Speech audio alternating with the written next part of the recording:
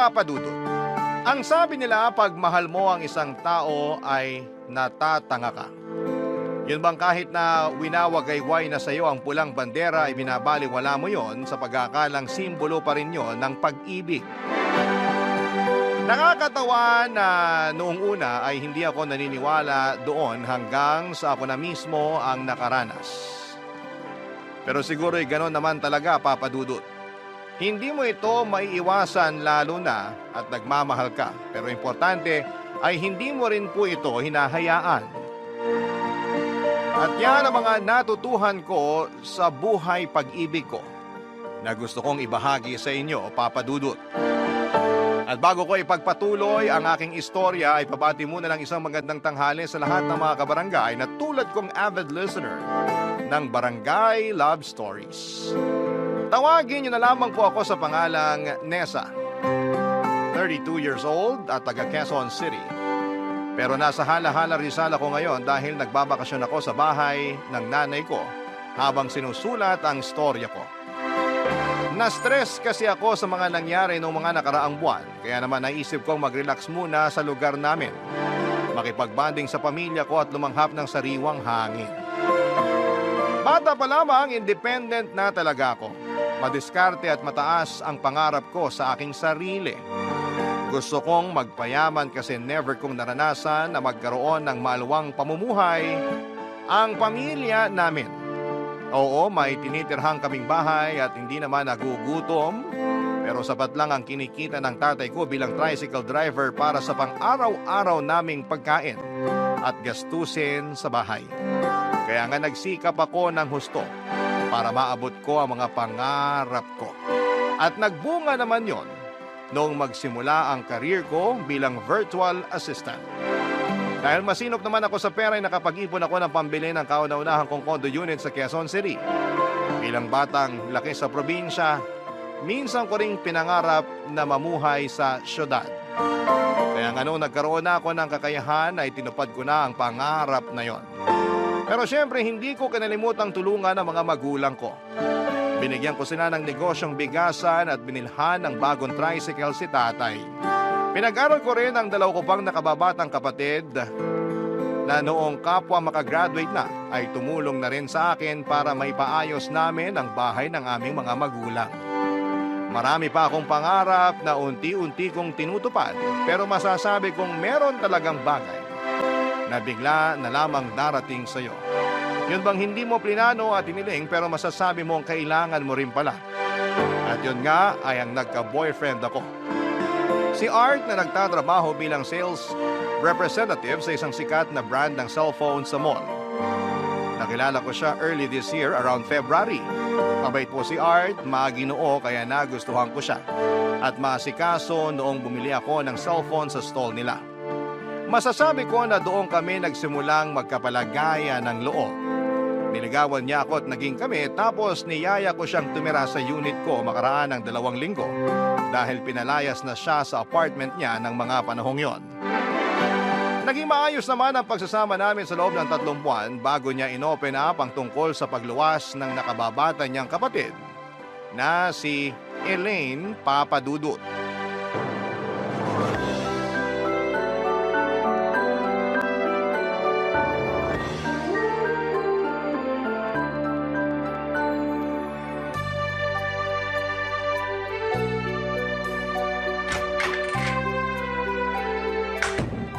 Good morning sa pinakamagandang babae sa buhay ko. Mwah! Babe, ano ba? Anong ano ba? Babe, tirik na yung araw oh. Tanghali na pero sarap pa rin ang tulog mo dyan. Paano hindi mapapasarap yung tulog ko? Pinagod mo ko kagabi. Pero hindi ako nagrereklamo. Akala ko nagrereklamo ka eh. Tampo na sana ako. Ay nako, ito talagang big baby ko, napaka-arte. Alam ko naman na napagod kita kagabi. Kaya nga para makabawi, pinagluto kita ng masarap na almusal. Yung paborito mo. Sige nga, ano yung paborito ko? Garlic rice, daing na bangos, at tapa. Pinaghiwa na rin kita ng kamatis na may itlog na maalat. At nag-brew na rin ako ng black coffee. Isasali na lang sa tasa pag kumain ka na. Naks naman, para akong biglang nagutom Ang sarap naman ng mga hinanda mo. Masarap talaga yun. Kaya ano pang hinihintay mo? Bangon na. Mamaya na. Dito muna tayo sa kama kahit saglit lang. Anong gusto mong gawin natin sa kama, ha? Mahiga muna. Akala ko may iba ka pang plano eh. Ikaw talaga puro kakalokohan. Biro lang naman, babe. Ay, oo nga pala. Meron pala akong sasabihin sa'yo. Ano yun? Nahihiya nga ako pero wala na kasi akong pwede mapakiusapan kundi ikaw lang. Huwag ka na mahiya. Sabihin mo na para matulungan kita. Si Elaine, yung bunsong kapatid namin, Anong tungkol sa kanya? nakakuha siya ng scholarship sa isang university dito. Talaga? Ang galing naman! Oo nga eh. Sa amin talaga magkakapatid, si Elaine yung masasabi kong may utak. Kaya nga sobrang proud na proud kami na naging scholar siya. Lahat naman kayo may utak kaya huwag kang magsalita ng ganyan. Salamat, babe. Pero doon na nga papasok yung sinasabi ko sa'yo na gusto kong pakiusapan. Wala pa kasi akong naiipon pang down sa dorm ni Elaine na titirhan niya rito dahil lahat ng sweldo ko na ipadala ko na sa amin. Makikiusap sana ako kung pwede dito muna siya tumuloy sa kondo mo kasama natin. Kahit 2 linggo lang. Pag-iipunan ko lang yung pambayad sa dorm niya. Ha? Sige na, pumayag ka na. Mabait naman yung kapatid ko eh. Masipag kaya hindi ka mahihirapan sa kanya. Tsaka 2 linggo lang naman. Hindi mo na ako magpapadala kay nanay pag sahod ko. Ipambabayad ko muna sa dorm ni Elaine. Okay, sige. Wala namang kaso sa akin kasi kapatid mo naman yun. Tsaka may space pa naman dito na pwede niyong tulugan. Salamat, babe. Hulog ka talaga ng langit sa aming magkapatid. Kaya mahal na mahal kita eh. Nako, nambola pa. Hindi yun pambobola, no? Oo na. Baka humaba na naman yung nguso mo at magtampo ka na naman dyan. Mabuti pa, buhati mo na lang ako papunta sa mesa. Kunwari, baby mo raw ako. Hindi kunwari. Kasi para sa akin, baby talaga kita. Halika na, dali. Kakargahin na kita. Papadudot na sa malayo ang pamilya ni Art, tubong Aurora sila at sila lang ang nasa Maynila para magtrabaho. Katulad ko ay mataas din ang pangarap ni Art. Ayaw niyang magtrabaho sa probinsya nila kaya mas pinili niyang makipagsapalaran sa lungsod. College undergraduate siya pero hindi yun naging hadlang para magsumikap siya sa buhay. Marami na rin siyang pinasukang trabaho at nakatulong na rin siya sa pamilya niya na nasa probinsya pero hindi pa rin maiwasang magipit. Dahil nga 7 silang magkakapatid at siya lang ang inaasahan ng parents niya na magpaaral sa mga ito. Kaya nga naaawa ko kay Art at inaloko na siyang makipag-live-in sa akin noong palalayasin na siya sa apartment niya. 18 years old lamang si Elaine nang lumuwas pa Maynila at pansamantalang tumuloy sa condo unit ko. 1-bedroom unit lamang ang tinutuluyan namin kaya sa living room area natutulog si Elaine. Nagkasundo naman kami ni Art na gano'n ang magiging setup at nabigyan niya naman si Elaine ng abiso. Maluwag naman yung living area ng condo ko at maganda ang sofa. Kaya kumpiyansa akong magiging komportable si Elaine doon. Masaya naman ako at bukal sa loob ko na patirahin pansamantala sa bahay ko ang nakababatang kapatid ng boyfriend ko dahil para sa akin ay pamilya na ang turing ko sa kanya. Bukod doon ay excited ako at kabado na rin dahil siya pa lang ang kauna-unahang pamilya ni Art na makikilala ko. Hindi pa kasi kami nakakauwi sa Aurora para makilala ang kanila. Masyado kasing busy ang schedule ng boyfriend ko at bukod doon, nahihiya naman siyang umuwi sa kanila na saktong pera lamang ang dala dahil paniguradong hihiritan siya ng mga kamag-anak niya. Kaya naging naipagpapaliban ang plano niyang pagpapakilala sa akin sa personal sa mga magulang niya. Kaya nga ang saya ko dahil sa wakas ay makikilala ko na si Elaine. 1 linggo na namin siyang kasama sa kondo noong may matuklasan ako.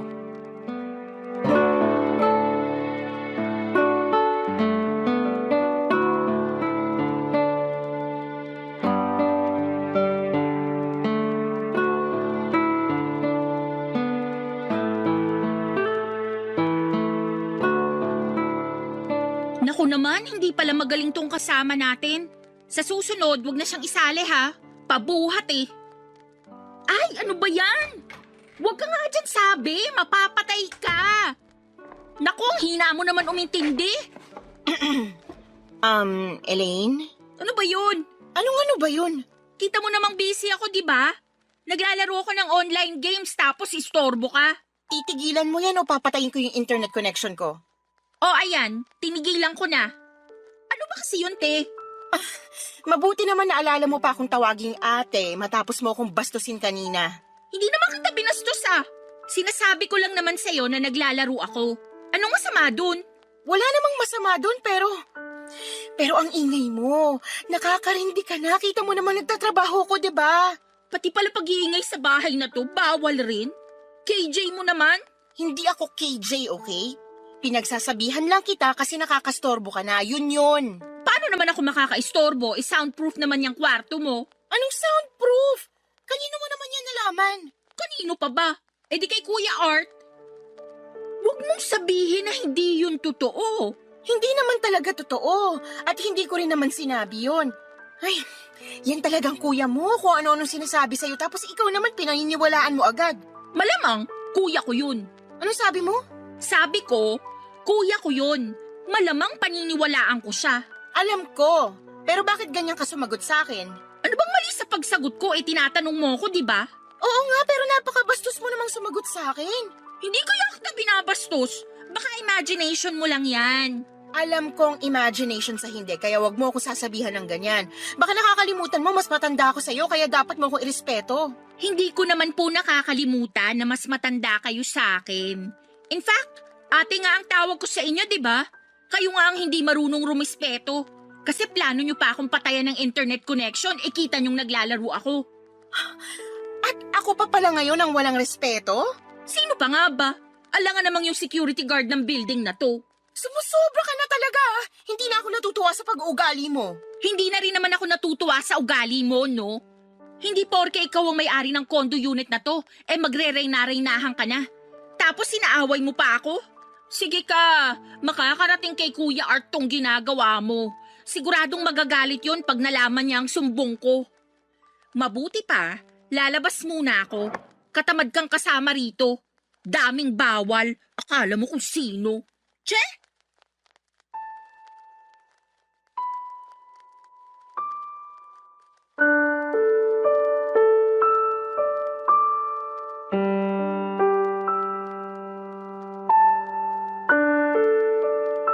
Papadudot yon ang unang beses na punahin ko si Elaine pero hindi yon ang huli. Naulit pa yon ng maraming beses dahil parang hindi naman niya naiintindihan ang mga sinasabi ko sa kanya. Parang ang siste pasok sa kanang tenga, labas naman sa kaliwa. Aaminin kong habang tumatagal ay medyo naiinis na ako sa ugali niya. Alam ko naman na lahat ng tao ay may attitude pero ibang klase ang asal ng kapatid ng boyfriend ko. Pero dahil nga kapatid siya ni Art ay pinagpapasensyahan ko na lamang siya sa abot ng aking makakaya. Bukod doon ay kilala naman akong maunawain ng pamilya ko. Inisip ko na baka ako lang talagang may problema sa amin. Dahil sa madalas kong pagpuna sa kanya, baka hindi naman tama na lagi kong nakikita ang mga mali niya. Kahit paano ay tumutulong naman siya sa paglilinis sa condo unit ko. Tulad ng paghuhugas ng pinggan at pagba-vacuum ng sahig. Kaya lang ay madalang lamang yon at mabibilang lamang sa mga daliri ko sa kamay. Pero ang pagkakalat niya, pag-iingay at pagiging otosera ang hindi ko na talaga mabilang. Bagay na nakadagdag lamang papadudot sa pagod at stress ko sa trabaho. Barangay Love Stories. Barangay Love Stories. Papadudot ang usapan naming 2 linggong pananatili ni Elaine sa condo unit ko ay umabot na po ng 1 buwan. Pumasok na siya noon sa university pero hindi pa rin siya nakakalipat sa dorm niya. At ayon nga sa boyfriend ko, ay na-short daw sila ng budget nung nagkasakit naman ang tatay nila. Kaya pinadala niya ang pera na nakalaan sa pagpapadorm ng kapatid niya.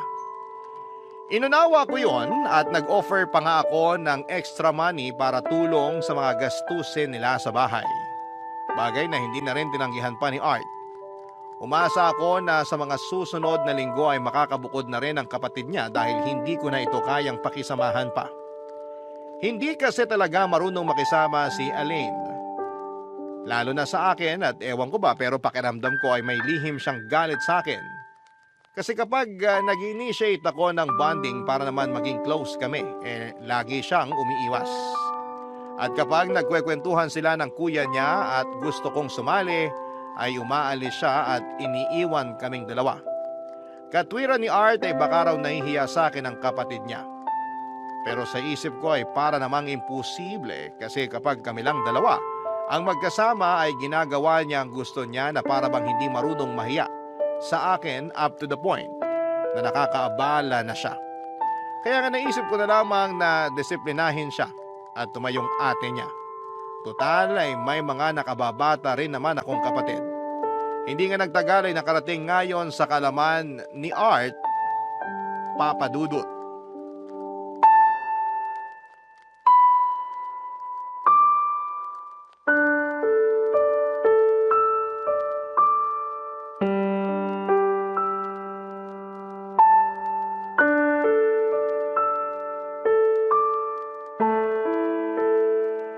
Babe, pwede ba kitang kausapin? Tungkol saan? Nabanggit kasi niya na ang sungit-sungit mo raw sa kanya. Lagi mo siyang tinatarayan kapag kakausapin ka lang niya. Katwiran mo raw pagod ka sa trabaho o di kaya busy kang tao. Sabi niya magtatanong lang naman siya kung saan nakalagay yung mga gamit na kailangan niya para makapaglinis. Ha? Sinabi niya yon? Oo, tapos sabi niya, pinagbabantaan mo raw siya na puputulan ng internet connection. Kailangan nga niya yun pag nag-aaral siya. Basta, marami pa siyang sinabi na kinasasama ako ng loob sa'yo. Kaya nga kinakausap kita ngayon. Sandali ah. Bago sumama yung loob mo, sana tinanong mo muna ako kung totoo yung mga sumbong sa'yo ng kapatid mo. Kasi wala sa mga sinabi mo yung totoo, Art. Pero kilala ko yung kapatid ko. Hindi siya marunong magsinungaling. Kilala mo nga ba talaga?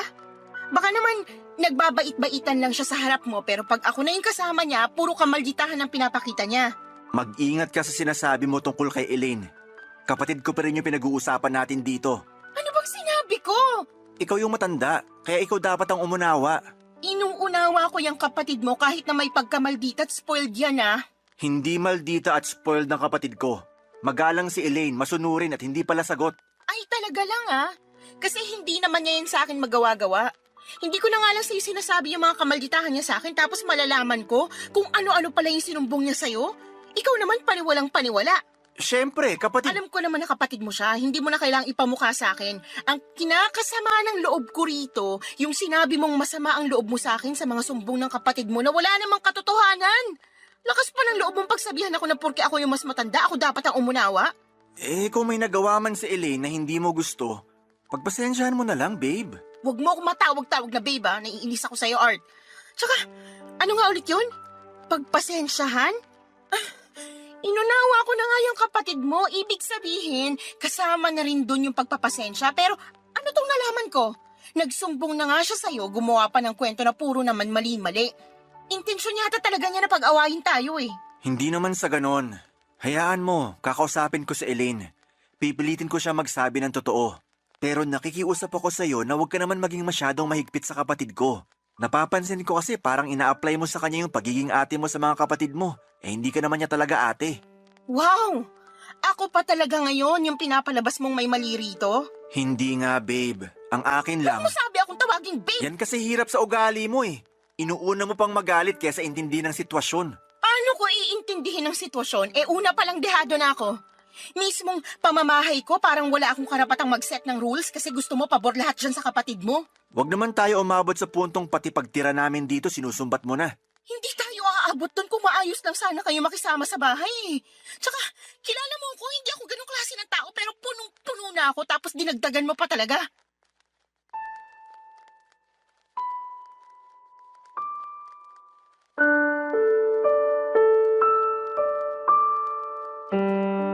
Papa Dudut, hindi ko lubos akalain na ako pa ang mali dahil sa pagdidisiplina ko sa kapatid ng kinakasama ko.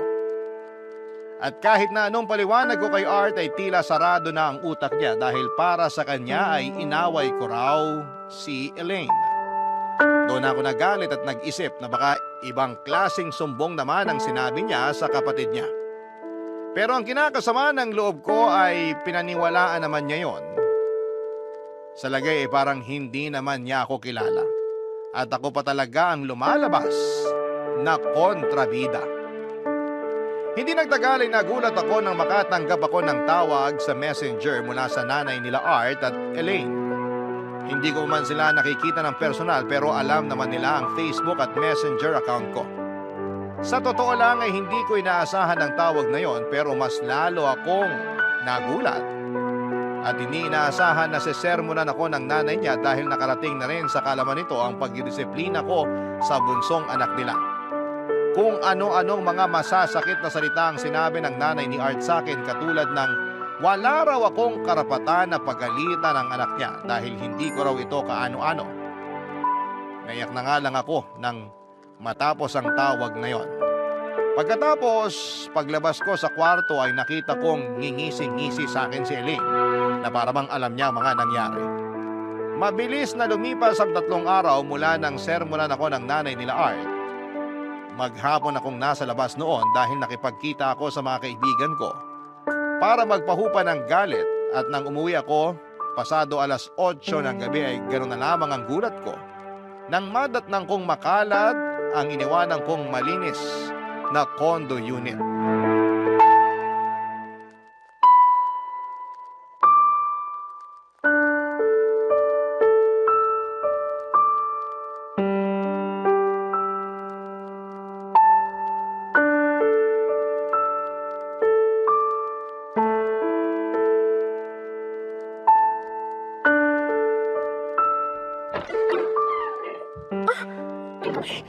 Sandali. Bakit ganito naman kakalat tong kondo ko? Ano nangyari rito? Bakit ang daming paper cups, junk food, at mga lahat ng alak? Uy, Ate Nessa. Nandiyan ka pala. Lasing ka ba? Di naman. Anong hindi naman lasing ka eh? Tingnan mo, ang pula-pula ng pisngi mo. Oo nga, pero hindi naman ako masyadong lasing. Siguro, konti lang. Nakainom lang, ganun. Ganon na rin yun, no? Hindi ako pinanganak kahapon. Ba't bang sungit mo? Siguro hindi ka pinagbigyan ng Kuya Art ko kagabi, no? Pwede ba, Elaine? Tigilan mo nga yung ganyang klase ng pananalita. Bakit? Ano bang mali doon? Pare-pareho na rin naman tayong matatanda rito. Mas matanda pa rin ako sa'yo, kaya wag mo akong bastusin. Di naman kita binabastos. Masyado ka lang malisyosa. Maiba tayo. Yang mga kalat na yan, kagagawan mo ba yan? Oo. Ibig sabihin, uminom ka rito sa kondo ko? Oo ulit. Pero bakit ang daming lata naman yan? Tsaka, marami ring junk food ah. Naubos mo ba lahat yan? Akala ko pa naman matalino ka, Ate Nessa. Pero bakit hindi mo naisip na hindi ko yan kayang ubusin mag-isa? Siyempre may mga kasama akong uminom at kumain yan, no? Hindi mo ba sila nakasalubong? Kaalis lang nila. Mga kaklase ko sila. Nagsama ka ng ibang tao sa pamamahay ko? Oo. Masama ba? Masamang masama dahil unang-una hindi ko alam. Ikalawa, uminom pa kayo rito at panghuli nag-iwan pa kayo ng kalat. Lilinisin ko na lang yan pag medyo nawala na yung hilo ko. Alam mo, ikaw sumusobra ka na talaga. Bakit ka ba nagagalit dyan? Wala namang ninakaw sa kondo mo ah. Wala naman daw valuable na gamit dito. Kaya siguro kahit totoong magnanakaw wala ring pag-iinteresan. Ang kapal naman ang mukha mong sabihin yan. Nagsasabi lang ako ng totoo. Ano bang ingay yon? Dinig na dinig yata kayo hanggang ground floor dahil sa taas ng boses nyo eh. Correction. Si Ate Nessa lang ang sumisigaw, hindi ako. Big kaya ako. Ano ba kasing problema mo, Neza? Kayo ng kapatid mong spoiled brat ang problema ko. Ano na naman ba kasing ginawa namin sa'yo? Nakuha mo pa magtanong? Nandito ka naman pala pero hindi mo man lang sa akin pinaalam na magsasama pala ng mga kaklase ang kapatid mo at mag-iinuman pa sa kondo ko. Alam mo naman na ayaw ko nagpapapasok ng kung sino-sino rito sa bahay ko, di ba? Tatawagan na nga sana kita. Kaso kabilin-bilinan mo sa akin na wag kong istorbohin yung banding yun ng mga kaibigan mo. Sinusunod ko lang yung sinabi mo. Sinabi mo naman pala na huwag kang tawagan tapos ngayon nagagalit ka dyan. Pero sana naisip niyo man lang na ako pa rin yung may-ari ng bahay na to. Hindi naman namin nakakalimutan yun. Oo nga. Saka sinabi ko na sa kanya, kuya, na wala namang nawala rito sa kondo niya. Kaya hindi niya kailangan mag-react ng ganyan. Ayun naman pala. Masyado kang OA, Neza. Maliit na bagay, pinalalaki mo pa. Ah, ganon? Ako pa talagang OA? Sige, linisin niyo yung kalat na yan ha. Tapos huwag kang papasok sa kwarto natin. Diyan ka sa sala matulog, lintik ka.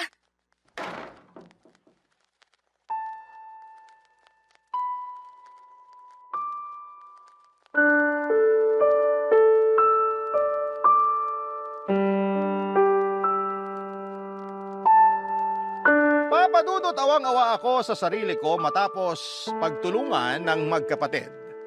Ang kapal ng mukha nila na pagsalitaan ako ng mga masasakit samantalang nakikitira lamang sila sa pamamahay ko.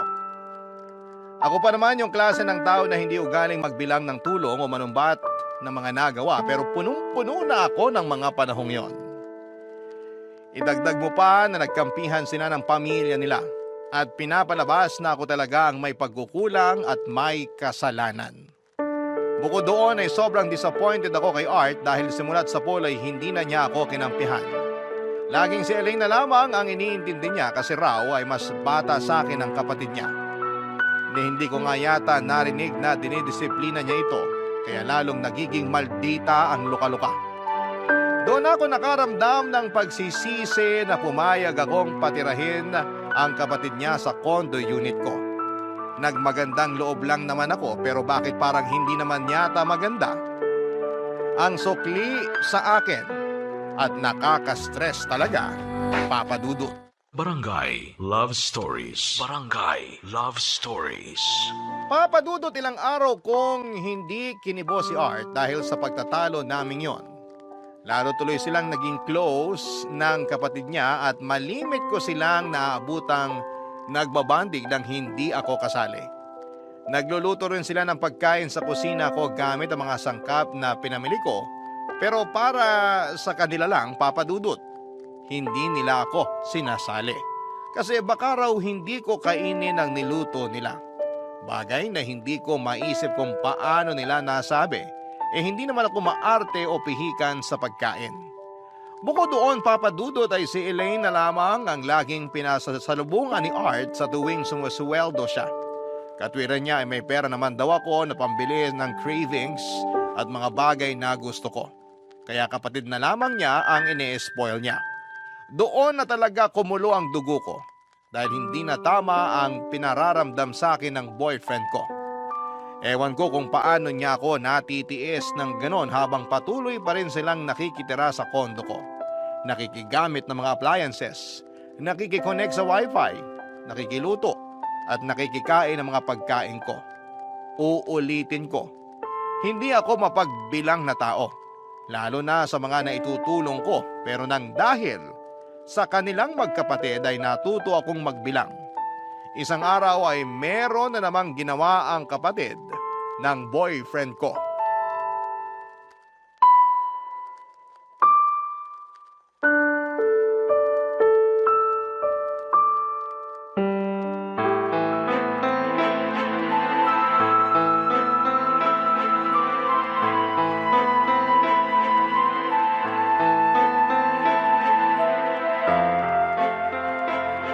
Elaine, ikaw ba itong nag-post sa akin dito sa Facebook mo tungkol sa kung paano kita tratuhin sa pamamahay ko?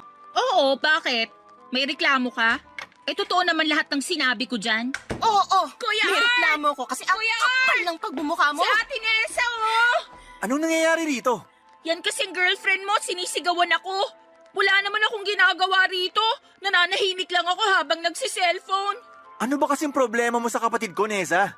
Tulad ng inaasahan, kinampihan mo na naman yung magaling mong kapatid nang hindi man lang inaalam kung ano ang totoong nangyari.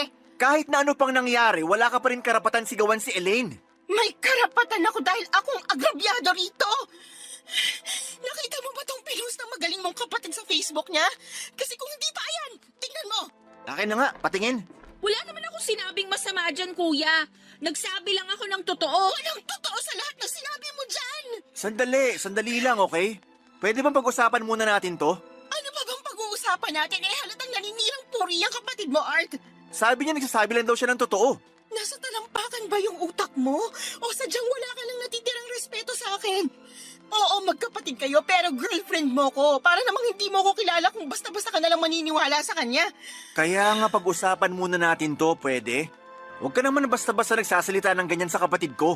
Ano gusto mo? Pagpasalamat pa ako sa kapatid mo kasi pinost niya ako sa Facebook at kung ano-ano pang masasakit na salita ang sinabi niya.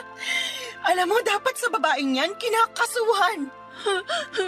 Kuya, ayokong makulong. Hindi ka makukulong, kumalma ka lang. Ang kakapal ng mukha niyo! Pinatira ko kayo sa pamamahay ko, pinakain, pinagamit ng kuryente, internet at tubig. Hinayaan ko kayong gawin ang gusto niyo pero anong ginawa niyo sa pagmamagandang loob ko? Binastos niyo ko, binaliwala at pinaramdam niyo sa akin na kayo pang masusunod sa pamamahay ko. Babe, pasensya ka na talaga sa ginawa ng kapatid ko. Hayaan mo, ipapabura ka na lang yung post niya. Ipabura mo talaga habang may natitira pa akong pasensya sa inyong dalawa. Ano pang hinihintay mo, Elaine? Burahin mo na yung post mo. Opo, kuya. Teka, buburahin ko na. Ayan, burado na. O ngayon, ano pang hinihintay niyo? Mag-impake na kayo ng mga gamit at damit niyo, tapos lumayas na kayong dalawa sa condo unit ko. Ano? Babe naman! Huwag mo akong matawag-tawag na babe. Hiwalay na tayo. Maawa ka naman sa amin. Saan na lang kami tutuloy ng kapatid ko nito? Wala akong pakialam. Hindi ko na problema yun. Dali-dalian nyo na mag-impake. Dahil pag hindi pa kayo nakaalis dito sa loob ng 20 minutes, ipapakaladkad ko na kayo sa mga security guard. Kakapal na mukha nyo. Mga bastos at mga walang utang na loob. Papa Dudut, hindi ko na napigilan ang damdamin ko at tuluyan na akong sumabog dahil sa mga nalaman kong pinakalat na chismis sa akin ni Elaine sa social media. Ang kapal ng pagmumukha niyang palabasin na ako pa yung nag-aalipusta sa kanya samantalang sila ngang magkapatid ang umaapi sa akin sa loob mismo ng pamamahay ko. Kaya kahit nagkasakita na kami ng loob ng panahon na yon, ay hindi na talaga ako nagpapigil pa. Hindi rin ako nakaramdam ng pagsisisi ng palayasin ko silang magkapatid sa condo unit ko. Para sa akin ay deserve nila yon matapos nila akong siraan at pasakitin ang ulo ko. Makalipas nga ang 1 linggo ay tinext ako ni Art at humihingi siya ng pasensya. Huli na raw kasi nang ma-realize niya ang katotohanan. Sana raw ay pinakinggan niya ako at inunawa. Na bilang kuya, siya ang nagdisiplina sa nakababata niyang kapatid. At bilang likas na malambot ang puso ko ay nireplyan ko si Art. In short ay nagkabati kami at nagkabalikan. Pero nag-set na ako ng boundaries. Hindi ko na sila pinabalik sa condo unit ko. Pero lalo yata akong napasama ng palagian naman akong nakakatanggap ng chat mula sa nanay nila at iba pa nilang mga kamag-anak na nagsasabing maramot daw ako. At baka karmahin ako sa mga ginawa kong pagkapalayas sa magkapatid. At lahat ng yon ay sinabi ko kay Art, Papa Dudut.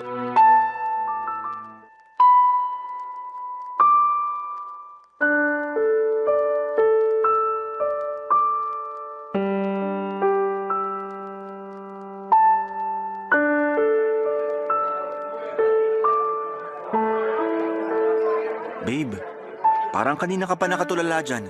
Hindi mo na yata naiintindihan yung kinuwento ko sa'yo. Pasensya ka na, medyo lutang lang ako. Sa trabaho ba yan? Oo, hindi. Ano ba talaga? Merong tungkol sa trabaho pero more on sa mga kamag-anak mo. Lalo na sa nanay mo, babe. Bakit? Ano na namang ginawa nila? Hindi pa rin sila tumitigil sa kakachat sa akin. Kinukonsensya pa rin nila ako sa pagpapaalis ko sa inyo ni Elaine sa condo unit ko. Hindi ko na alam yung gagawin ko kasi bothered na ako eh. Nasasaktan ako sa mga sinasabi nila pero hindi ko na lang sila pinapatulan para wala na lang gulo. Ganun ba? Hayaan mo. Pagsasabihan ko na lang sila. Pero unawain mo na lang kasi nga baka hindi pa nila naiintindihan yung sitwasyon. Ano? Ako na naman ba yung kailangang umunawa rito? Babe naman. Yung kasi pinapalabas mo eh. Ano bang iisipin nila? Siyempre ganun talaga magiging impresyon mo sa kanila matapos mo kaming paalisin sa condo unit mo. At ngayon sinasabi mo naman na kasalanan ko kung bakit ganun ang trato nila sa akin? Wala naman akong sinabing ganyan ah. Hindi naman ako tanga para hindi maintindihan yung pinupunto mo. Gusto mo ulitin ko para sa'yo? Sabi mo, Ganun talaga ang magiging impresyon nila sa akin kasi pinaalis ko kayo ni Elaine sa condo unit ko. O di ba? Halatang sinisisi mo ako sa nangyayari sa akin kasi nga pinaalis ko kayo. Ay, pwede bang kumalma ka muna? Pinagtitingin na tayo ng mga tao, oh. Wala akong pakialam kahit pagtinginan pa nila tayo. Bakit? Nahihiya ka na ba? Aba, buti sa ibang tao may hiya ka pero sa akin walang hiya ka. Neza naman! Sumusobra ka na, ha? Ikaw ang sumusobra! Kayo ng kapatid mo, ng nanay mo at ng mga kamag-anak mo. Akala ko pa naman nagbago ka na kaya ka nagsorry sa akin. May pasabi-sabi ka pa na sana na-realize mo ng mas maaga yung mga bagay para hindi na tayo humantong sa ganitong sitwasyon. Ako naman si tanga, naniwala at nagpauto ulit sa'yo o tapos ngayon, naulit na naman. At ikaw, ayang ka na naman sa pagkonsinti sa maling gawain ng pamilya mo. I'm sorry, okay? Sorihin mo mukha mo, ayoko na sa'yo. Ayoko na sa katulad mong walang paninindigan, konsentidor, walang respeto sa akin bilang girlfriend mo tapos ginagawa mo pa akong tanga. Saan ka pupunta? Aalis na. Bahala ka na sa buhay mo, hiwalay na tayo. Please, huwag ka naman ganyan, oh. Huwag ka makipaghiwalay sa akin. At bakit hindi ko gagawin yun? Sige nga. Kasi plano ko na mag-propose ng kasal sa'yo, babe. Eto, oh, may singsing na ako. Teka, kunin ko lang sa bulsa ko. Ayan, oh. Kita mo yan? Wow, how romantic. Pero hindi mo na kailangan magtanong kasi no ang sagot ko. Pakasalan mo mukha mo. Diyan ka na. Neza! Neza, bumalik ka rito, babe! Papadudot nilayasan ko si Art ng walang lingon-lingon sa date namin dahil inis na ako sa kanya. Buong akala ko pa naman ay nagbago na siya pero hindi pa rin pala.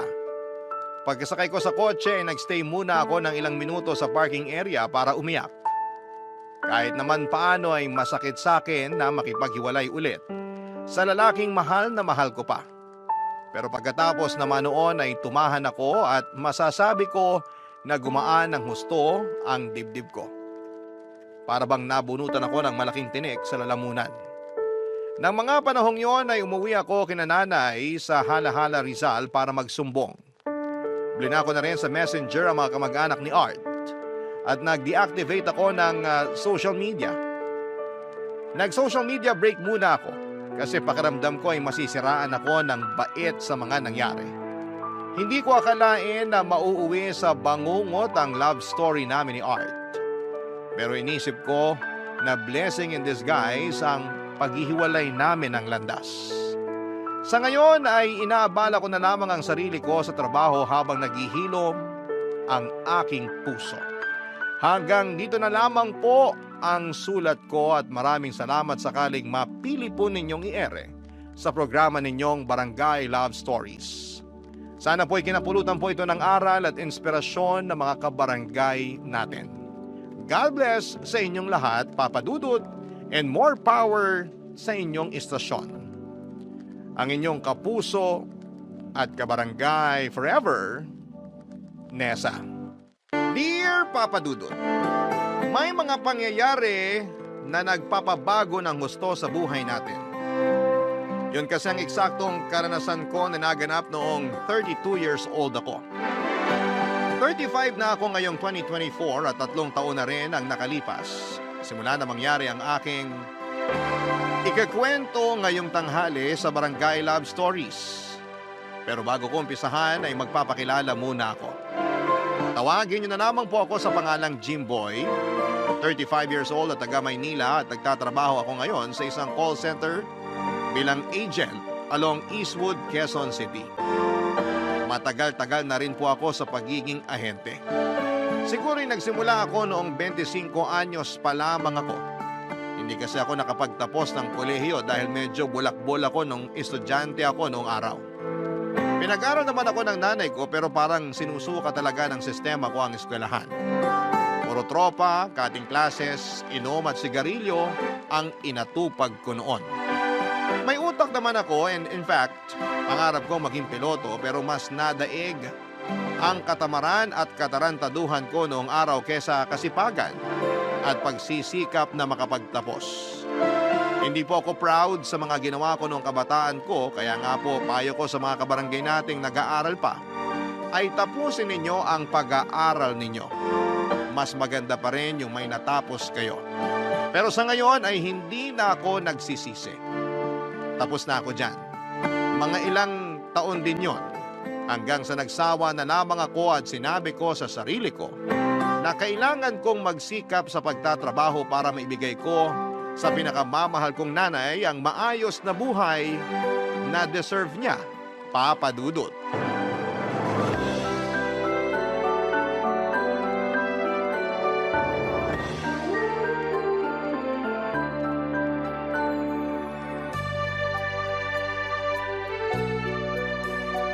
Yun! Layo rin ang narating ng eroplanong papel ko. Mukhang maganda pagkakatupi ko sa mga pakpak. Jimboy, nak! Kanina pa kita tinatawag sa loob ah. Wala ka bang naririnig? Ay, tinatawag niyo pala ako, Nay. Oo, nakailang beses na. Sorry po. Ingay kasi ng mga bata kanina. Nakatambay dun sa kabilang kalsada. May sumigaw tapos may umiyak kasi napalo nung nanay matapos mang away ng kalaro. Ay, mga kabataan talaga ngayon. Ganon din naman po ako nung araw, di ba? Ay, oo. Malala ka pa nga sa kanila. Si nanay talaga? Sobra naman po yung malala pa ako sa kanila. Totoo naman. Kulang na lang mapanot ako sa'yo dahil sa katigasan ng ulo mo. Muntik na nga kitang itakwil bilang anak ko eh. Buti na lang naghimala ang langit kasi nagbago ka. Buti na lang hindi niyo po ako tinakwil. Siyempre, biro lang yon. Meron bang magulang nagugustuhing magtakwil ng sariling anak? Meron naman po. Eh, siguro yung mga napagod na talaga sa mga ugali ng anak nila. Kaya mabuti na lang nagbago ka na. Marami po kasi akong na-realize, lalo na nung nagkaedad na ako. Talaga? Ano yon? Na nakakapagod pala maging pasaway. Na ayoko na kayong bigyan ng sakit sa ulo kasi tumatanda na rin kayo. Sobra ka naman? 53 pa lang ako, oy! Oh, tingnan nyo. Kayo rin kanina, sobra sa pagsasabi na malala pa ako sa mga batang pasaway dito sa atin. Nagsasabi lang naman ako ng totoo ah. Sa kasabi mo nga, ikaw na lang yung napagod magpasaway. Ay, pero alam mo, masaya ako kasi sa wakas tumino ka na. Ayoko naman na hanggang sa kamatayan ko eh. Pasaway ka pa rin kasi sino na lang ang magtitiis sa'yo kapag wala na ako. Huwag niyo naman pong sabihin yan. Ayaw ko pa po kayong mawala. Hindi naman kasi natin mapipigilan ang kamatayan. Pero wag kang mag-alala. Ayoko pa rin namang sumunod sa tatay mo. Ay, teka. Ano ba yung pinapalipad mo sa ere? Ay, eroplanong papel po. Teka, damputin ko lang. Ang tanda-tanda mo na, naglalaro ka pa rin yan. Opo. Tsaka na-miss ko lang bigla kasi lagi ko tong nilalaro nung bata ako. Natatandaan ko nga. Sabi mo, pangarap mong maging piloto para makapagpalipad ng totoong eroplano. Yun din kasi ang kinalimutang pangarap ng tatay mo. Siguro kung hindi lang dahil sa kahirapan, buhay pa at isa ng ganap na piloto ang ama mo. Siguro nga po. Pag nangyari yun, baka hindi na rin ako pinanganak. Kasi di niya kayo nakilala. Bakit naman? Kasi natupad nyo na yung pangarap nyo maging model. Anong pinagsasasabi mo? Pangarap ko ba yun? Opo. Hilig yung ang rumampa-rampa sa bahay, dala-dala yung walis tambo at pang-agiw eh. Ewan ko sa yung bata ka. Puro ka na lang kalokohan. I love you, Nay. He! Mabuti pa pumasok na tayo sa loob kasi luto na yung paborito mong merienda. Yung ginataang bilo-bilo po? Oo, sa kalumpiang toge. Tara na, para makakain na tayo. Sige po. Yahoo!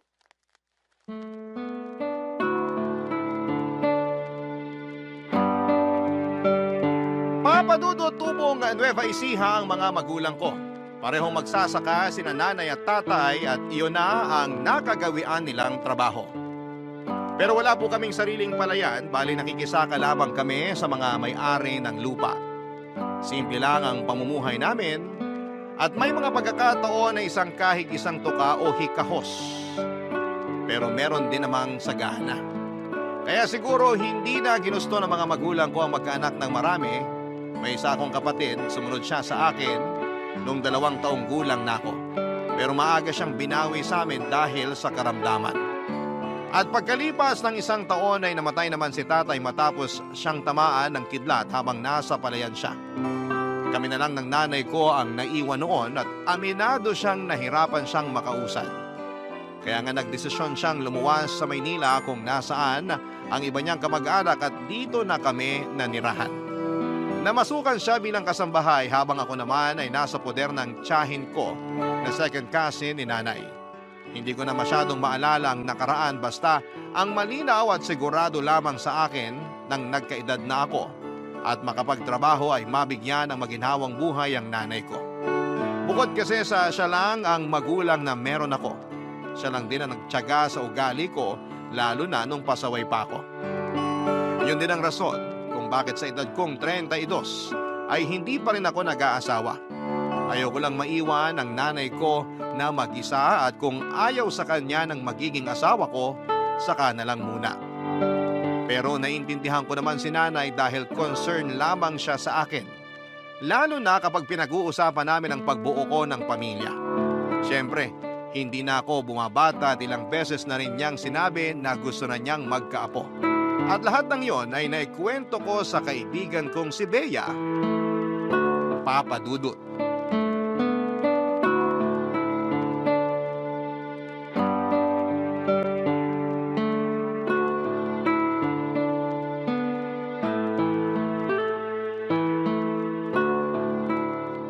O tapos, anong sagot mo sa nanay mo pag kinukulit ka niya mag-asawa na? Katulad ng dati, sinasabi ko na wala pa sa bokabularyo ko. Pero may plano ka ba talagang magkaroon man lang ng pamilya o magkaanak? Oo naman. Sino bang lalaki ang hindi nangangarap nun? Uy, meron din kayang mga lalaki na ayaw nun. Oo, pero hindi ako kasama sa kanila. Maniwala sa'yo, check boy ka kaya? Matagal na akong nagbago. Tsaka ilang taon na rin akong walang girlfriend, no? Ang sabihin mo, ilang taon ka nang walang girlfriend kasi na-trauma ka dun sa huling ex mo. Yung nang iwan sa'yo sa ere matapos mong mag-propose ng kasal, sino nga ba yun? Nagsisimula sa letter J yung pangalan niya eh. Ah, si Jerica? Oo, yun nga. Kapal ng mukha mag-no. Yun pala, mag-yes dun sa afam na nakilala niya sa internet. Hayaan na natin siya. Siguro naman masaya na siya sa buhay niya ngayon dun sa Amerika. Tsaka baka nagpakatotoo lang siya nung mas pinili niyang magpakasal dun sa kano kaysa sa akin. Mabuti nga hindi na niya pinatagal eh. Anong hindi pinatagal? Ilang buwan ka rin niyang niloko, no? Yun pala, kausap niya na yung kanong yun. Oo, kaya dun ako nasaktan. Pero napatawad ko na siya, matagal na rin yun. Sige, sabi mo eh. Bakit ba kasi tungkol sa akin yung topic? Sabi mo sa akin sa chat mo, ikaw ang sawi. Oo nga, no? Ano ba kasi nangyari sa inyo ng damukol mong boyfriend? Correction, ex-boyfriend. Naghiwalay na kami kagabi lang, kaya nga broken-hearted ako ngayon. Ay, pang ilang hiwalayan nyo na yan ah. Baka naman bukas makalaway may pang-comeback ulit kayo. Ewan ko, malabo na siguro kasi sabi mo nga, damukol siya. Ibang babae na naman ba ang dahilan? Oo. Sarap talagang pangahan ng lalaking yun. Pero kung nanggigigil ako sa ex mong yun, mas gigil ako sa'yo. At bakit naman? Kasi matagal ka na niyang niloloko, pero paulit-ulit mo lang din pinapatawad. Martir ka ba? Kasi ang alam kong mga martir binabaril dun sa luneta. Broken-hearted na nga yung tao, nakuha mo pa akong ipabaril sa luneta? Sorry, di ko lang napigilan. Bahala siya sa buhay niya, kawalan niya ako, no? Hindi na ako maghahabol sa kanya. Sabi mo lang yan. Pero ikaw lang din magmamakaawa sa ex mo na magbalikan kayo. Kaibigan ba talaga kita o basher? Kaibigan, syempre. Kaya nga pag nakipagbalikan ka pa sa kanya, babatukan na kita para magising ka sa katotohanan. Nakuha mo pa talagang manakit? Ano nang plano mo ngayon? Gusto kong uminom. Ha? Nako, sakit lang yan sa ulo pag gising mo. Ay, mas okay na yon para kahit papaano makalimutan ko yung nangyari sa amin. Samahan mo kaya ako uminom, no? Doon na lang tayo sa apartment ko kasi petsa de peligro na. Wala na akong pambar. Seryoso ka talaga dyan? Oo nga. Kaso hindi na ako umiinom eh. Alam mo naman yan. Sige na, samahan mo na ako. Magkaibigan naman tayo, diba? Oo nga, pero... Kung ayaw mo, sige. Doon na lang ako sa mga kaibigan kong lalaki magpapasama. Ano? Dun sa mga kinaiinisan ko kasi alam kong may pagkaloko-loko? Oo.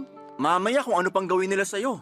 Kaya nga ikaw yung una kong niyaya tapos ayaw mo naman. Gusto ko lang naman maglabas ng sama ng loob eh.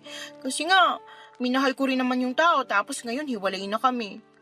Pagkatapos naman ito sigurado makaka-move on na ako kaya please, samahan mo na ako, Jimboy.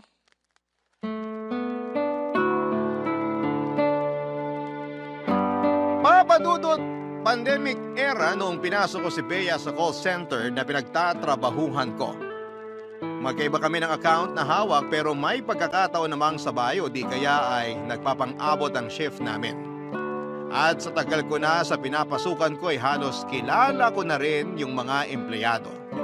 Ilan sa kanila ay nakasama ko na sa inuman at sa gimmick. May mga nakalandian din ako after ng breakup namin ng ex-girlfriend ko pero hindi naman ako pumatol sa may asawa na. Siguro isa yon sa mga bagay na ikina-proud ko sa sarili ko. Hindi naman kasi natin may kakailan na talamak talaga ang kabitan sa call center. Nagkakilala kami ni Bea noong namasukan ako bilang dishwasher sa isang parisan sa lugar namin bago ako naging ahente. Cashier naman siya doon at serbedora.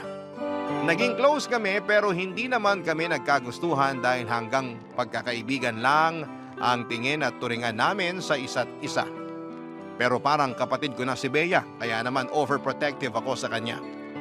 Ayoko siyang ma-inlove sa mga affairs sa trabaho namin or ma-involve sa mga affairs sa trabaho namin kasi masakit yon sa ulo. Sa huli, napapayag niya rin akong samahan siyang uminom. Pero sa apartment lamang niya kami pumunta papadudot.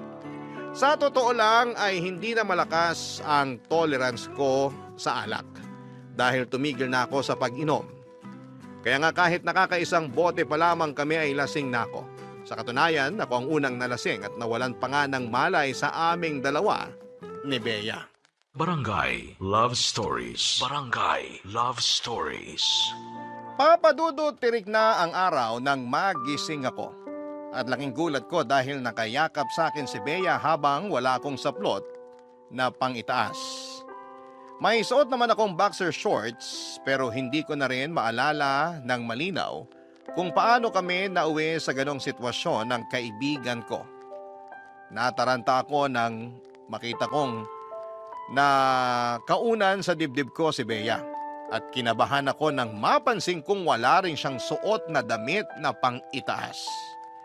Siguro'y narinig niya ang nervyos ko sa dibdib ko kaya pagkalipas lang ng ilang sandali ay nagising na rin siya. Kita ko sa reaksyon ng mukha ni Bea na naguluhan siya at nung tinanong ko siya kung bakit kami humantong, sa ganon ay wala rin daw siyang maalala sa mga nangyari. Nagkasundo kami na kalimutan na lamang yon dahil baka nadala lamang kami ng kalasingan. Nagsorry siya sa akin at nag-insist na igawa ako ng almusal at pakainin bago umuwi. Pero ako nang tumanggi dahil hindi pa ako komportable. Pero nagpaalam naman ako ng maayos kay Bea na uuwi na ako. Pagdating ko sa bahay ay sinalubong agad ako ng nag-aalala kong nanay. Hindi kasi ako nakapagsabi kung saan ako pupunta ng gabing yon. Pagkatapos kong magmano sa kanya ay dumiretso ko sa banyo para maligo na.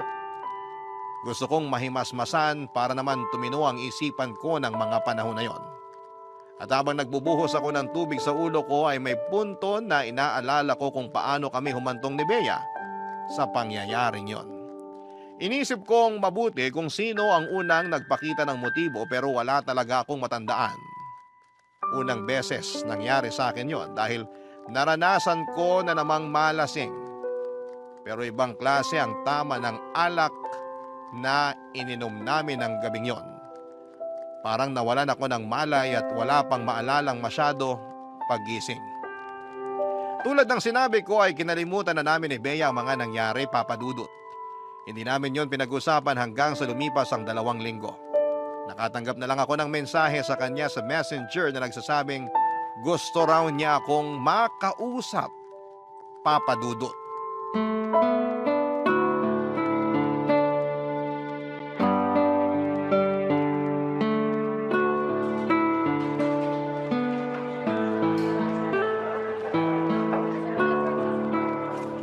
Sorry na storbo kita, pero thank you kasi pumunta ka. Okay lang naman. Di naman ako masyadong busy. Pansin ko parang iniiwasan mo ko dahil ba sa nangyari sa atin sa apartment ko? Sorry kasi hindi ko lang mapigilan. Naiintindihan ko. Kahit naman ako naiilang pa rin ako lalo magkaibigan tayo. Hindi ko lang kasi lubos maisip kung paano tayo humantong sa ganon. Hindi naman siguro ako yung unang humalik. O ako ba? Ewan ko, hindi ko rin maalala. Ay, dapat talaga hindi na lang ako pumayag na uminom tayo. Wala sana nangyaring ganun. Eh, kung hindi ka pumayag, makikipag-inuman pa rin ako sa iba. Gusto mo ba sila yung makagalaw sa akin? Ano bang klaseng tanong yan? Sagutin mo na lang kasi. Siyempre hindi. May mga karelasyon na yung mga lalaking gusto mong samahan. Sasabit ka sa mga yun, Bea. Kaya nga, mabuti na lang ikaw yung kasama ko nung gabing yun. Hindi ko alam kung anong mabuti doon. Na alam kong wala kang sabit. Na pareho tayong single kasi... Kasi buntis ako. Anong sinabi mo? Buntis ako, Jimboy. Nabuntis mo ko. Hindi pwede to. Anong hindi pwede? Eh, may nangyari nga sa atin. Oo, pero hindi pa ako handang magkaanak. Alam mo naman yun, di ba? So, anong gusto mong gawin ko sa batang to? Ipalaglag ko? Yan naman yung wag na wag mong gagawin. Matakot ka sa Diyos. May buhay na yung bata sa tiyan mo. Wow ha. Ako kailangan matakot sa Diyos pero ikaw hindi. Di ba dapat mas matakot ka kasi sinabi mong hindi ka pa handang magkaanak? Sa lagay, susulohin ko lang pagpapalaki sa batang to na sabay naman nating binuo. Eh hindi ko nga gusto yun nangyari, di ba? Wala akong kamalay-malay nun. Nagising na lang ako na magkayakap tayo habang walang damit. Anong pinapalabas mo, inakit kita? Hindi naman sa ganon. Ganun na rin yun. Alam mo, nakakasama ka ng loob eh. Akala ko pa naman sa lahat ng lalaki, ikaw yung makakaintindi sa sitwasyon, ikaw yung susuporta sa akin at sa magiging anak natin, pero ikaw pa yung nangungunang umayaw sa amin, lalo na sa anak natin. Sa palagay mo, handa na akong maging nanay? Paano kung sabihin ko sa'yo na hindi pa rin at gusto kong ipalaglag tong bata sa tiyan ko? May magagawa ka ba? Wala, di ba? Pero, Yan naman ang hirap sa inyong mga lalaki. Kayo lang yung may karapatang maduwag sa responsibilidad at hindi magpakatatay sa magiging anak nyo. Tapos kami mga babae dapat maawat magpakananay. Parang unfair naman, di ba? I'm sorry, Bea. Ano magagawa ng sorry mo? Lalo mo nang pinapasama yung loob ko dahil sa mga sinabi mo. Gosh, of all people, ikaw pala kaibigan ko. Nabigla lang ako, okay? Hindi ko lang kasi alam yung gagawin. Ako rin naman eh. Natakot ako nung unang beses na nalaman kong buntis ako. Pero sinantabi ko yun kasi hindi yun nakakatulong. Kumalma ako at nag-isip ng dapat na gawin. Kaya nga kahit nangako tayo nun sa isa't isa nakakalimutan na yung nangyari. Naglakas loob pa rin akong kausapin ka. Please, Jimboy. Alam ko naman na hindi ka pa handang magkaanak eh. Ako rin naman pero kawawa naman yung bata sa tiyan ko kung lalaki siyang walang kinikilalang ama, di ba? Tsaka hindi ko kayang suportahan yung pagbubuntis ko. Kailangan ko ng tulong mo.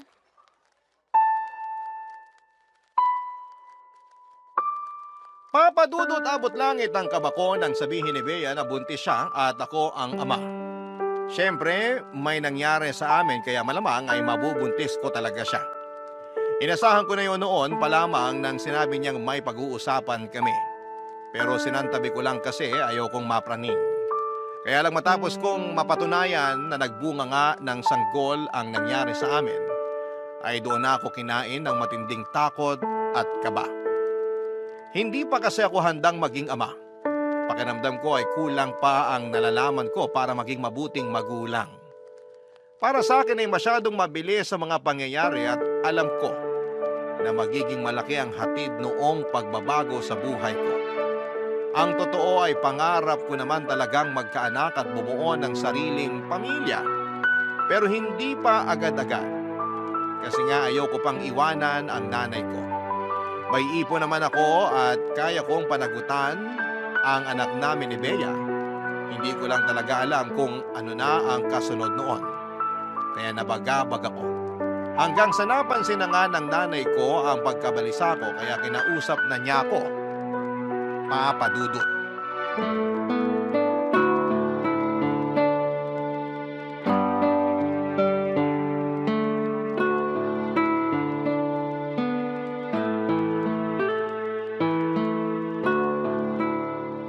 Nak, napapansin ko maghapon ka yatang nakabusangot dyan ah. May nangyari ba sa trabaho nyo? Wala naman po, Nay. Wala. Pero mukhang pinagsakluban ng langit at lupa yung mukha mo. Pagod lang po ako siguro tsaka puyat. Nandun na tayo. Pero iba kasi yung nararamdaman ko eh. Siguro ito na yung tinatawag na mother's instinct. Kaya kung ano man yung bumabagabag sa'yo, sabihin mo na sa akin. Malay mo, makatulong ako. Bakit ka umiiyak, Jimboy? May problema po kasi ako. At hindi ko na kayang solohin. Kaya nga nandito ako, para damayang ka ano man yung problema mo. Nahihiya po kasi ako sa inyo kasi ang laki-laki ko na. 32 na ako. Dapat sa edad kong to, kaya ko nang solusyonan yung mga problema ko. Ano naman kung 32 ka na? Kahit mag-42 ka pa o 52, anak pa rin kita at ako pa rin ang nanay mo. Kaya sabihin mo na sa akin yung problema mo. Nakabuntis po ako. Ha? Kilala niyo po si Bea, di ba? Yung kaibigan ko. Ay, oo naman. Kilala ko yon. Siya ba yung nabuntis mo? Opo. Nag-inuman kasi kami nung nakaraang gabi. Tapos paggising namin, wala na kaming damit. At magkayakap na kami. Hindi mo ba naaalala yung nangyari nung gabi?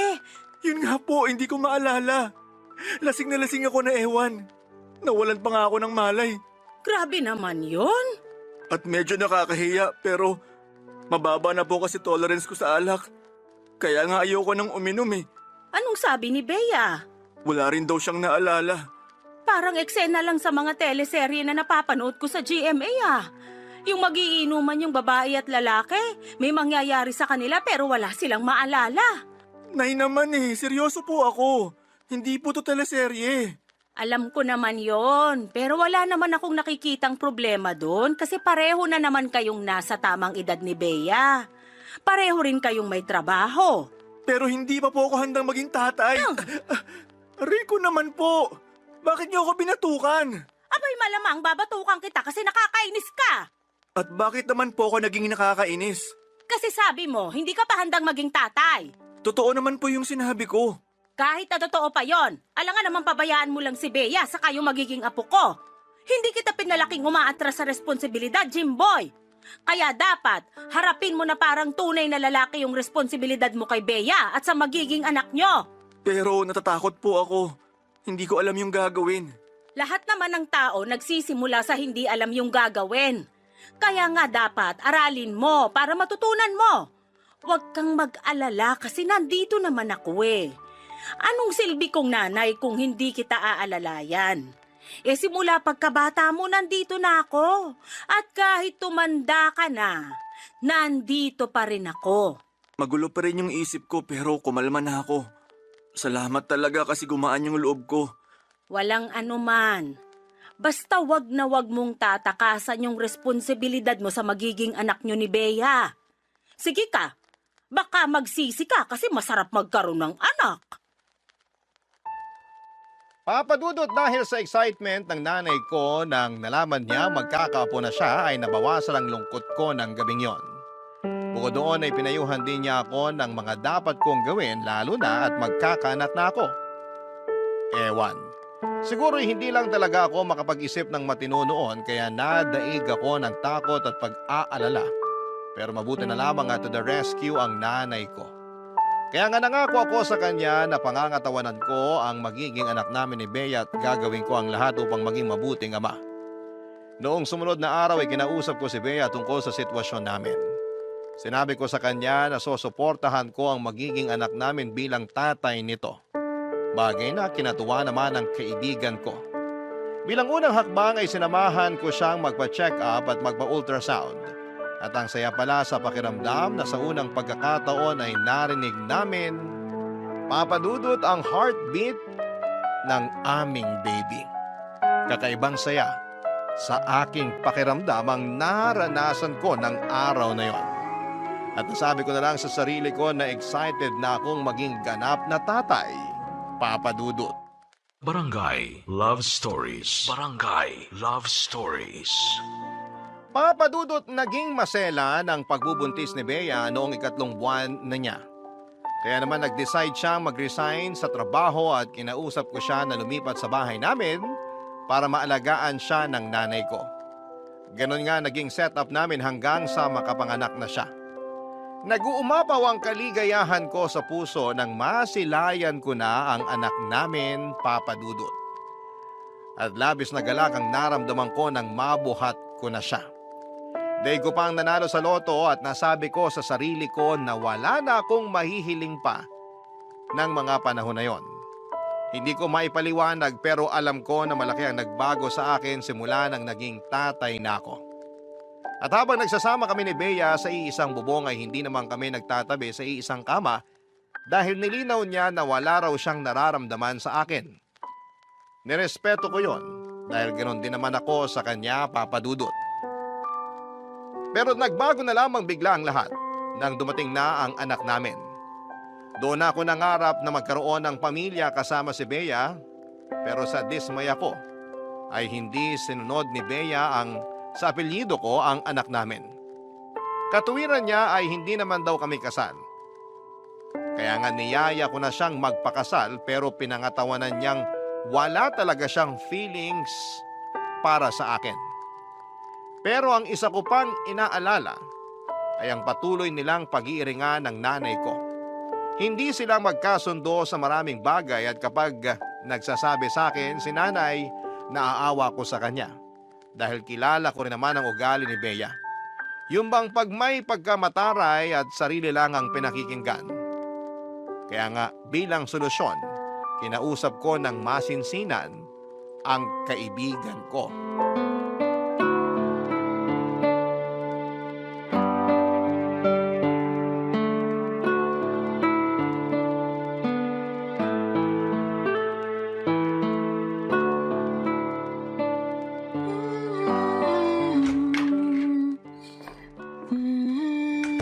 Bea, wala ka bang balak kunin kay nanay yung anak natin?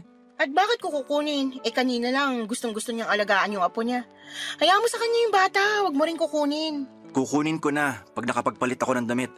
Amoy usok na ako sa biyahe ko. Alam mo, ikaw ang KJ mo. Anong KJ dun? Pagod na nga si nanay sa pag-aalaga ng anak natin. Tama lang yun, kasi bida-bida siya masyado. Anong sinabi mo? Ang sabi ko, may pagkabida-bida yung nanay mo. Kaya nga hindi kami magkasundo sa maraming bagay eh. Lahat na lang may pinupuna siya. Akala mo siya na yung pinakatamang tao sa mundo. Kainis kaya. Kung may hindi ka sinasang-ayunan kay nanay, pwede mo naman sabihin sa kanya ng maayos. Nakikinig naman yun. Nakikinig daw, pero hindi kaya. Ang tigas ng ulo ng nanay mo. Masyado pang pakialamera na akala mo wala na akong ginawang tama sa kung paano ko alagaan yung anak natin. Concerned lang siya sa'yo at sa anak natin. Hindi naman niya intensyon na makialam. Siyempre, sasabihin mo yan kasi nanay mo siya. Ano pa nga bang dapat kong asahan sa'yo? Mama's boy ka. Anong sinabi mo? Ang sabi ko, mama's boy ka. Oh, totoo naman. Kasi sa edad mong yan, nakaasa ka pa rin sa nanay mo. Ni hindi mo nga siya maiwan kasi nag-aalala ka kamo sa kanya. Hoy, ipapaalala ko lang sa'yo na matanda na yung nanay mo. Nagmamarunong na nga na kaya niya ng sarili niya. At ikaw hindi ka na bata. May anak ka na nga, pero kung makapagtago ka pa rin sa saya ng nanay mo, wagas. Alam mo, hindi ko na nagugustuhan yung pananalita mo tungkol sa amin ng nanay ko. Bakit? Nasasaktan ka? Ganun naman talaga. May kasabihan nga na truth hurts. Ang akin lang naman sana makisama ka. Dahil ba dito ako nakatira sa inyo? Pakain niyo ako kaya gusto mo makisama ako? Para lang magkaroon tayo ng matiwasay na pagsasama sa pamamahay na to. Sus, matiwasay na pagsasama raw. Gusto mo ba na lumaki yung anak natin sa magulong pamilya? Yung nagsisigawan, nagiiringan, at nagpapataasan ng pride? Kasi ako, ayoko. Sinasabi mo ba na ma-pride ako? Ma-pride ka naman talaga. Kaya nga nakikiusap ako na sana matuto ka rin magpakumbaba. Yabang mo naman magsalita porque dito ako nakatira sa inyo at ikaw ang nagpapakain sa amin ng anak ko. Hindi ko naman yun sinusumbat sa'yo Hindi rin ako nagyayabang kasi responsibilidad ko yun. Hayaan mo. Pag nakahanap ako ng trabaho, aalis na kami ng anak ko rito sa bahay niyo para wala ka na ring responsibilidad. Bea naman! O bakit? Di ba yun naman ang gusto mo? Yung mawala kami ng anak mo sa buhay mo? Sino may sabi sa'yo? Mahal ko kayo ng anak natin, kaya ayaw ko kayong mawala.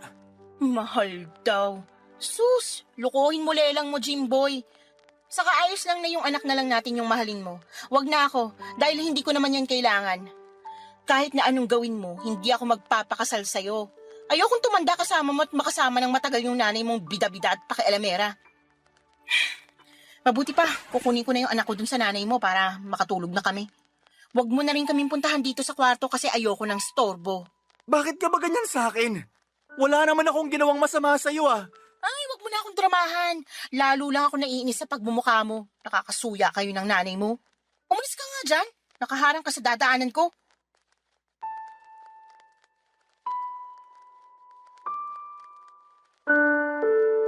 Papadudot, hindi ko inaasahan na hahantong sa ganon ang pag-uusap namin ni Bea.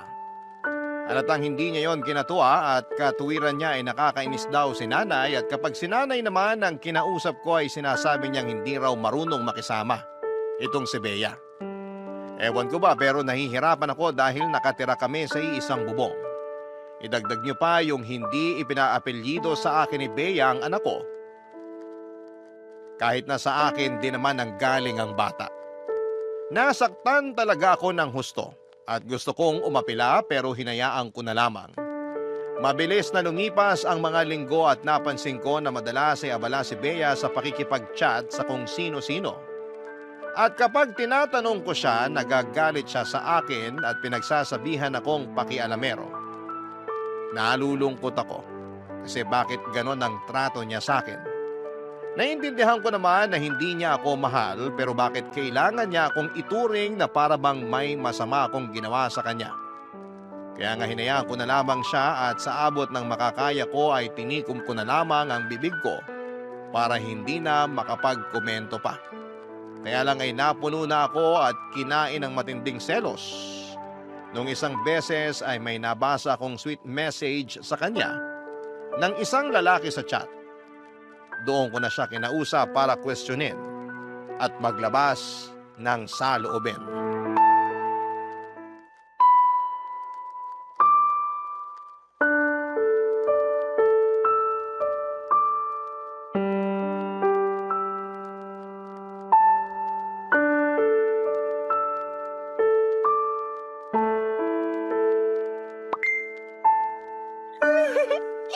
Uy, sa wakas, nag-reply na siya. Grabe, sin zone lang ako ng ilang araw. Hindi niya ba ako na-miss? Sino yung kachat mo? Ay, Kambing! Jimboy naman! Bakit ka ba nagugulat? Sagutin mo na lang yung tanong ko. Sino yung kachat mo? Yan ba yung nagsasabi sa'yo ng mga sweet messages na nabasa ko? Binasa mo yung chat namin? Ababaliw ka pala eh. Bakit mo ginawa yun eh? Wala ka naman pakialam doon. Hindi ko lang mapigilan kasi nagsiselos ako. Ano? Nagsiselos ka?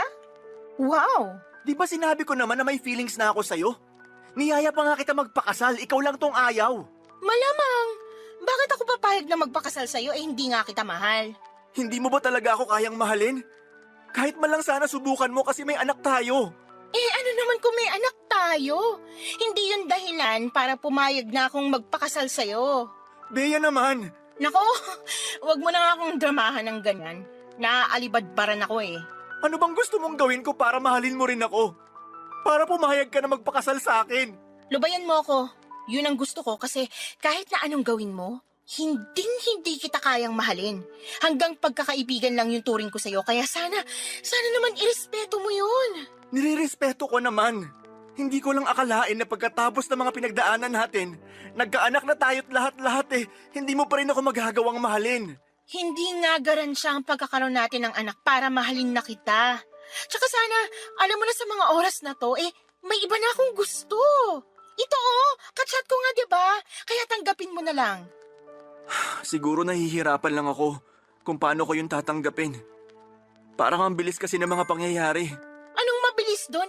Nung una pa lang naman wala na tayong nararamdaman sa isa't isa. Ikaw lang to nagkagusto sa akin pero hindi ibig sabihin na magkakagusto rin ako sa'yo. Alam mo, nagpapasalamat naman ako sa mga tulong na ginawa mo sa amin ng anak ko eh. Pero naisip ko, oras na para umalis kami sa poder mo. Anong ibig mong sabihin? Saan mo dadalhin yung anak ko? Wala ka na doon. Anong wala? Anak kong pinag-uusapan natin dito! Hindi mo siya anak. Hindi nga siya naka-apelyido sa'yo eh. Ano ba pinagsasabi mo? Matagal ko na sanang gustong sabihin sa'yo yung totoo kaso hindi ako makatsyempo. Pero gabi-gabi, kinakain ako ng konsensya ko kaya nagdesisyon na ako ipaalam sa'yo ang lahat. Pwede bang linawin mo kung ano yung sinasabi mo? May dahilan kung bakit hindi ko pinaapelyido sa'yo yung anak ko. Kasi hindi naman talaga ikaw yung tatay niya. Ha? Sinong tatay ng anak mo? Yung ex-boyfriend ko. Paano nangyari yun? Di ba hiwalay na kayo? Oo, pero nabuntis niya na ako nun. Yun talaga ang rason kung bakit kami naghiwalay kasi katulad mo nung una, natakot din siya at ayaw niyang panagutan yung anak namin. Huwag mo nga akong ikumpara sa lalaking yun. Magkaiba kami. Para sa akin, pare-pareho lang kayong mga lalaki. Sinasabi mo na may pinagkaiba ka sa amin? Mas malala pa nga yung ginawa mo dahil sa panuloko mo sa akin eh. Ang kapal na mukha mo, Bea. Ginamit mo lang ako at pinaniwala sa kasinungalingan mo. Kaya nga aalis na kami rito ng anak ko. Huwag kang mag-alala. Babayaran ko na lang lahat yung mga ginastos mo sa amin. Desperado lang ako ng mga panahong yun kaya naisip kong magsinungaling sa'yo. Pasensya ka na. Sinubukan ko namang pangatawanan ng kasinungalingan ko eh. Ginusto ko na ikaw na lang ang kilalanin niyang ama pero nung sinilang ko yung anak ko, narealize ko na hindi ko pala siya kayang palakihin sa poder mo. Kaya hindi ko pinadalang apelyido mo sa kanya lalo ngayon na nakipagbalikan na ako sa ex ko na siyang totoong tatay ng anak ko. Ang sama mo, Bea. Ang sama-sama mong babae. Dinamay mo pa talaga yung inosenteng bata sa pagiging desperada mo. Sana makarma ka sa ginawa mo sa akin. Napakasama mo! Papadudot, ginustong malaglag ni Bea ang anak nila ng ex-boyfriend niya kaya niya ako niyayang uminom ng gabing yon.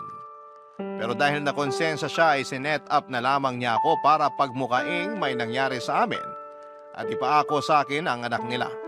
Kaya nga naggalit ako sa kanya ng husto at halos gusto ko siyang ipabarangay. Pero pinigilan ko ang sarili ko dahil may pinagsamahan pa rin naman kami at naging magkaibigan kahit papaano. Siguro kung may nawala sa akin ng mga panahong yon, ay ang respeto at pagmamahal ko sa kanya. Lahat yon ay napalitan ng buot at pagkadismaya, papadudot.